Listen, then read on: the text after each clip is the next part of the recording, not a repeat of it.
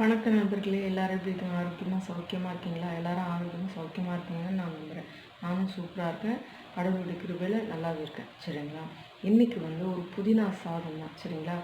இது புலாவ்னு சொல்லலாம், இல்லை பிரியாணின்னு சொல்லலாம். சரிங்களா?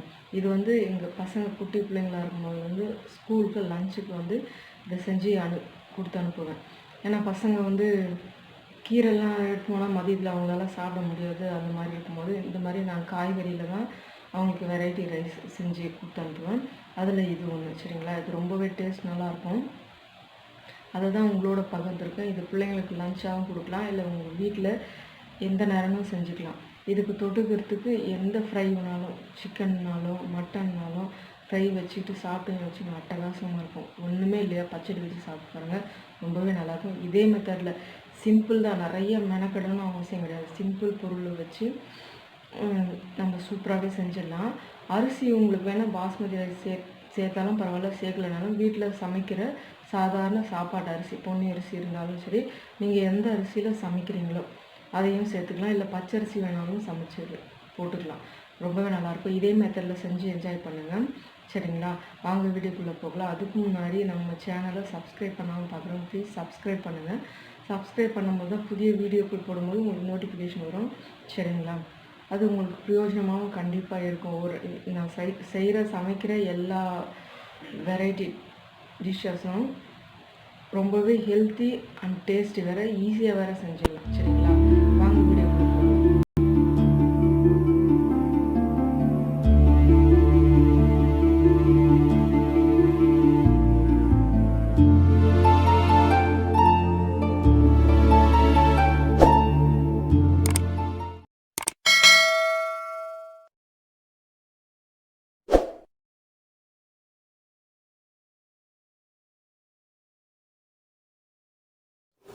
புதினா புலாவ் அல்லது பிரியாணி செய்கிறதுக்கு 2 பிரிஞ்சி இலை, ஒரு ஏலக்காய், கொஞ்சம் போல் சீரகம், ஒரு 4-5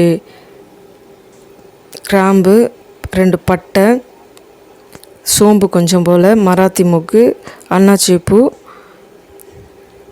மிளகு, தேவையான அளவு மிளகு. இது காரத்துக்கு. சரிங்களா? இது லைட்டாக வாசம் வர வரைக்கும் வறுத்துங்க. ரொம்ப வறுத்துட்டா கருப்பாயிடும். லைட்டாக சூடு ஏறினோடனே ஆஃப் பண்ணிவிட்டு பொடி பண்ணி எடுத்துக்கலாம், தனியாக வச்சுக்கலாம். இப்போ புலாவ் செய்ய ரெடி பண்ணிக்கலாம். எண்ணெய் ஊற்றிக்கிறேன், கொஞ்சம் தாராளமாகவே ஊற்றிங்க.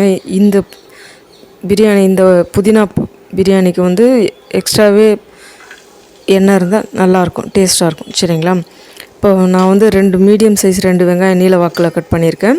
அதை போட்டுக்கிட்டு கொஞ்சம் போல் உப்பு, அது வதங்கிறதுக்காக வேண்டி நல்லா செவக்க வதங்கணும்.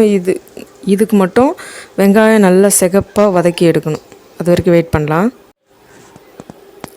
இப்போ வெங்காயம் வதங்கிட்டுருக்குது. அதுக்குள்ளே ஒரு 4 கட்டு, இது குட்டி குட்டி கட்டு, உங்களுக்கு மீடியம் சைஸ் கட்டாக இருந்தால் 2 கூட சேர்த்துக்கலாம். புதினா நல்லா அந்த கட்டையெல்லாம் நீக்கிட்டு ஒரு இலை மட்டும் எடுத்துகிட்டு நல்லா 2-3 தண்ணியில் வாஷ் பண்ணி எடுத்து வச்சுக்கிட்டேன்.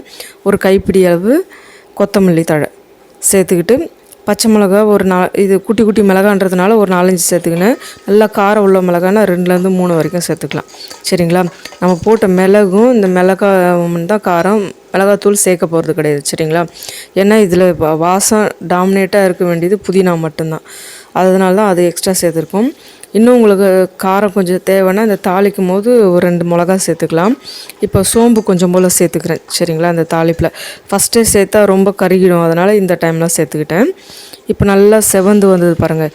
இப்போ 2 டேபிள் ஸ்பூன் அளவுக்கு இஞ்சி பூண்டு பேஸ்ட் சேர்த்துக்கணும். இது கருக விட்டுறக்கூடாது, நல்லா வதக்கி எடுத்துங்க. இப்போ நம்ம அந்த புதினா சேர்த்தோம் பார்த்திங்களா, அது அந்த டைமில் முன்னாடியே அரைச்சி வச்சிடாதீங்க, அது கொஞ்சம் கலர் மாறிடும். அதனால் வேண்டி எப்போ நம்ம ஊற்றினமோ அந்த செகண்டுக்கு அடுப்பு சிம்மு பண்ணிவிட்டு நல்லா பேஸ்ட் பண்ணிங்க. சரிங்களா? அந்த புதினா கொஞ்சம் போல் கொத்தமல்லி தழை சேர்த்துனோம், பச்சை மிளகா சேர்த்தேன், வேறு ஒன்றும் சேர்க்கல. இதை நல்லா பேஸ்ட் பண்ணி கொஞ்சம் போல் தண்ணி ஊற்றுனீங்கன்னா பேஸ்ட் ஆகிடும். அதை இதுக்குள்ளே சேர்த்துக்கிட்டு நல்லா கிண்டி விடுங்க. அடி பிடிக்காமல் கிண்டி விடுங்க. அடி பிடிச்சதுன்னா அந்த டிஷ்ஷு கெட்டு போயிடும். சரிங்களா? அடி பிடிக்காமல் கூட இருந்து அதை நல்லா கிண்டி விடுங்க. மூடியெல்லாம் போட வேணாம், அப்படியே கிண்டி விட்டுட்டு இதுக்குள்ளே அரிசி வந்து உங்களுக்கு எவ்வளோ தேவையோ, நான் வந்து இன்றைக்கி 4 அழாக்கு அரிசி எடுத்திருக்கேன். அதுக்கு முன்னாடி நம்ம கிரைண்ட் பண்ணி வச்சுருந்தோம் இல்லையா அந்த மசாலா சாமான், அதை சேர்த்துக்கலாம். 4 அழாக்கு அரிசி எடுத்திருக்கேன், பாஸ்மதி ரைஸ். அதை நல்லா கழுவி அந்த 4 அழாக்கும் ஒரு பாத்திரத்தில் அளந்து எடுத்து வச்சுருக்கேன். அது கழுவிட்டு 1/2 hour ஊறிட்டுருக்கு. இப்போ தேவையான அளவு உப்பு போட்டுக்கிட்டோம். பக்கத்தில் சுடு தண்ணி தான் நம்ம ஊற்ற போகிறோம். அது தனியாக கொதிச்சிட்ருக்குது. பக்கத்தில் உள்ள அடுப்பில் சுடு தண்ணி கொதிக்க வச்சுங்க, சரிங்களா? இப்போ அரிசி இப்போமே சேர்த்துடணும். இந்த இலை வதக்கி எடுத்தோம் இல்லையா, இதுக்குள்ளேயே நம்ம அந்த அரிசியை நம்ம 1/2 hour ஊற வச்சோம் பார்த்தீங்களா, அந்த பாஸ்மதி அரிசி சேர்த்துக்கிறேன். பாஸ்மதி ரைஸ் தான் சேர்க்கணுன்னு அவசியம் கிடையாது. நம்ம சாப்பாட்டுக்கு யூஸ் பண்ணுவோம் பார்த்தியா பொன்னி அரிசி, அதை சேர்த்தாலும் டேஸ்ட்டு ரொம்பவே நல்லாயிருக்கும். ட்ரை பண்ணி பாருங்கள், சரிங்களா? இப்போ நல்லா இந்த எல்லா அரிசிலையும் நம்ம போட்ட அந்த புதினா கோட்டாகி கொஞ்சம் நேரம் வறந்து வரணும். அது வரைக்கும் வதக்கிடுங்க. ரொம்ப ட்ரையாக இல்லை, சும்மா நல்லா கோட்டாகிற வரைக்கும் கிண்டி கொடுங்க, சரிங்களா? கிண்டி கொடுத்துட்டு நல்லா தண்ணி தளன்னு கொதிக்கணும். பச்சை தண்ணியை ஊற்றிடாதீங்க, அதுக்கப்புறம் சாப்பாடு பேஸ்ட் மாதிரி ஆகிடும், சரிங்களா? நல்லா கொதிக்கிற தண்ணியை ஊற்றி விடணும். இப்போ நான் ஒரு பாத்திரத்தில் அளந்துக்கிட்டேன் பட்டியா அரிசி, அதில் வந்து 2 ஊற்ற போகிறேன், சரிங்களா? எப்பவுமே ஊற்றுற மாதிரி தான், 1க்கு 2ன்ற கணக்கு தான், சரிங்களா? உங்களுக்கு ரொம்ப சாதம் விரைச்சிக்கிட்டு வேணும்னா 1.5 வரைக்கும் கூட ஊற்றிக்கலாம், அது உங்கள் விருப்பம். இப்போ லெமன் ஜூஸ், நல்லா ஒரு பெரிய லெமன் எடுத்து ஜூஸ் ஊற்றிக்கிறேன். இதில் நம்ம தக்காளி சேர்க்கல, சரிங்களா? மற்ற பிரியாணிக்கு சேர்க்குற எல்லாமே சேர்த்துருக்கோம், தக்காளி மட்டும்தான் சேர்க்கல. நம்ம தயிர் போடுவோம், அதுவும் போடலை, சரிங்களா? இதுவே ரொம்ப நல்லாயிருக்கும். அந்த புதினாவுடைய காம்பினேஷனோட சாப்பாடு ரொம்ப டேஸ்ட்டாக இருக்கும். எண்ணெய் மட்டும் கொஞ்சம் நம்ம எப்பவுமே யூஸ்வலாக யூஸ் பண்ணுற பிரியாணியில் ஊற்றுறத விட ஒரு ஸ்பூன் எக்ஸ்ட்ரா ஊற்றுங்க, சரிங்களா? இது நம்ம புதினா சேர்த்துக்க மூடி போடணுன்னு கூட அவசியம் கிடையாது, திறந்து விட்டே நீங்கள் வேக விடுங்க, சரிங்களா? அது நல்லா வெந்து வரட்டும். இடையில கலந்து மட்டும் விட்டுங்க.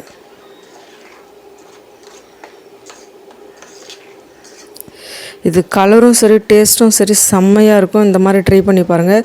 இதுக்கு தொட்டுக்கிறதுக்கு வெங்காய பச்சடி இல்லை வெள்ளரிக்காய் பச்சடி அந்த மாதிரி யூஸ் பண்ணிக்கலாம், ரொம்பவே நல்லாயிருக்கும். இப்போது ஒரு 10-15 முந்திரி சேர்த்துக்கிறேன். உங்களுக்கு விருப்பம்னா சேர்த்துங்க, இல்லைன்னா விட்டுருங்க, அது ஆப்ஷனல் தான், சரிங்களா? அது வந்து தனியாக ஒரு டேஸ்ட் ஒன்றும் கொடுக்காது. நம்ம சாப்பிடும்போது 2-3 முந்திரி இருந்தால் கூட சாப்பிட்லாம், அவ்வளோதான், வேறு ஒன்றும் இல்லை. இப்போ நல்லா அது வெந்து தண்ணிலாம் இறுகி போயிடுச்சுல, இந்த டைமில் ஒரு 2-3 ஸ்பூன் நெய் போட்டுட்டு நல்லா சமமாக சாதத்தை நல்லா தடவி விட்டுட்டு மூடி போட்டு தம் போட போகிறோம். ஒரு 5லேருந்து ஒரு 10 நிமிஷம் சிம்மில் வச்சு தம் போட்டு விட்டுருங்க. நீங்கள் எப்படி போடுவீங்களா, தோசைக்கல் மேலே வைப்பீங்களா, அந்த மாதிரி வைங்க. நான் இப்படியே சிம் பண்ணிவிட்டு மேலே அந்த வெயிட்டு கல் வச்சுருவேன், சரிங்களா? ஒரு 10 நிமிஷம் ஆயிடுச்சு. நல்லா வாசம் வரும் நம்மளுக்கு, அப்போவே அது ரெடி ஆகிடுச்சுன்னு அர்த்தம். ஆனால் காந்த மட்டும் தயவுசெய்து விட்டுறாதீங்க. இப்போ நல்லா தம் வந்துருச்சு. இப்போ உடச்சி சாப்பிட வேண்டியது. ரொம்பவே டேஸ்ட் நல்லாயிருக்கும். செஞ்சு எல்லாருக்கும் கொடுத்து என்ஜாய் பண்ணுங்கள். நீங்கள் எந்த மெத்தடில் செய்வீங்கன்னு சொல்லுங்கள். இது என்னுடைய மெத்தட். ஸ்கூலுக்கு எங்கள் பிள்ளைங்களுக்கு லஞ்சுக்காக கொடுக்குற ரெசிபி தான் இது.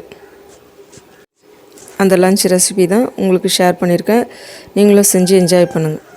இதில் கறி மட்டும்தான் இல்லை, இவ்வளோ டேஸ்ட்டாக இருக்கும். செஞ்சு என்ஜாய் பண்ணுங்கள். புதினா வந்து இதில் அரைச்சி தான் போடணும், கட் பண்ணி போடாதீங்க, அது நல்லா இருக்காது. இந்த மாதிரி அரைச்சி தான் இதில் சேர்த்துக்கணும், சரிங்களா? வீடியோ பார்த்ததுக்கு ரொம்ப ரொம்ப நன்றி நண்பர்களே. எல்லோரும் செஞ்சு எல்லாருக்கும் கொடுத்து என்ஜாய் பண்ணுங்கள். என்ன நண்பர்களே, ரொம்ப எம்மியாக இருந்துச்சா பார்க்குறதுக்கு? செஞ்சு சாப்பிட்டு பாருங்கள், எல்லாருக்கும் கொடுத்து என்ஜாய் பண்ணுங்கள். கண்டிப்பாக சின்ன பிள்ளைங்கள்லேருந்து பெரியவங்க வரைக்கும் சாப்பிட்லாம். புதினா வந்து ரொம்பவே நல்லது. இது வந்து கட் பண்ணி போட்டுறாதீங்க, சுத்தமாக நல்லாவே இருக்காது. நான் சொன்ன மெத்தடில் நல்லா பேஸ்ட் பண்ணி இதே மாதிரி சேர்த்து சமைச்சு என்ஜாய் பண்ணுங்கள். நான் சொன்ன மாதிரி சிக்கன், கடாய் சிக்கன்னு, இல்லை ஃப்ரை 65, இல்லை மட்டன் சுக்கா, இல்லை ஃபிஷ் ஃப்ரை, இல்லை ஏதாச்சும் ஒரு உருளைக்கிழங்கோ இல்லை வாழைக்காவோ இல்லை கத்திரிக்காய் கூட நல்லா ஃப்ரை பண்ணிவிட்டு தொட்டுக்கலாம். ரொம்பவே டேஸ்ட் நல்லாயிருக்கும்.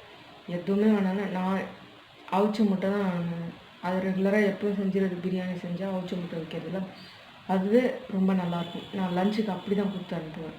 இந்த புதினா ரைஸ் செஞ்சுட்டு முட்டையை அவிச்சு கொடுத்துட்டேன்னா பிள்ளைங்க சாப்பிட்டுட்டு வந்துடுவாங்க. அவங்களுக்கு ரொம்பவே பிடிக்கும். சரிங்களா? இது வந்து அவங்க ஹையர் செகண்டரி படிக்கிற வரைக்குமே ஃபாலோ பண்ணுவேன். வெரைட்டி ரைஸ் நம்ம செய்வோம் இல்லையா, அதில் இதுவும் ஒன்று. சரிங்களா? நிறைய ரைஸ் இருக்குது. உங்களுக்கு வேணும்னா நான் அடுத்தடுத்த வீடியோக்குள்ளே நான் கண்டிப்பாக போடுறேன் நான். சரிங்களா? பார்த்ததுக்கு ரொம்ப ரொம்ப நன்றி நண்பர்களே. ரொம்பவே யூஸ்ஃபுல்லாகவும் இருக்கும், ஹெல்த்தியானது, அதே டைமில் ஈஸியாக செய்யக்கூடிய ஒரு ரைஸ் தான் இன்றைக்கி உங்களுக்கு சொல்லியிருக்கேன். நன்றி நண்பர்களே.